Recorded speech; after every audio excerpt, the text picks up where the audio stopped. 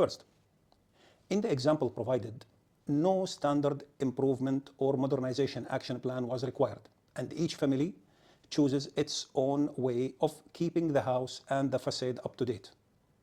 The variety is an essential part of creating the beauty of the neighborhood. Second, the families in the neighborhood are not supposed to be of the same income level. Thus, the starting point of Generation B was different for each.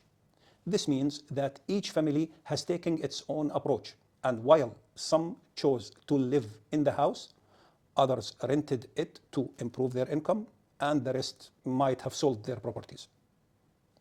Third, the level of sophistication in each house depended on the family priorities.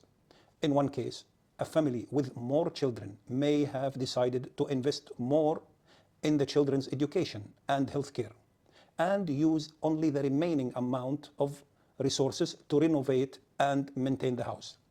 In other cases, one family may have chosen to be independent of the electrical grid and to move to solar and wind energy to electrify the house.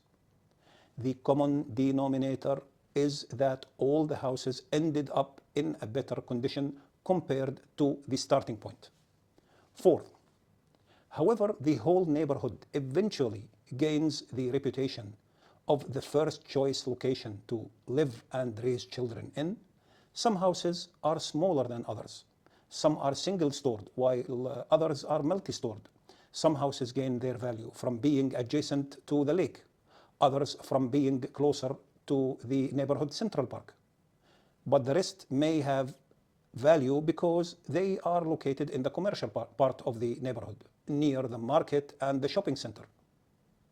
Fifth and last, none of the families living in the neighborhood neglected any of the main pillars of the social life. However, each family has chosen its own balance based on its own priorities, meaning none of the families spent its entire income and time only to renovate the house or on education and healthcare.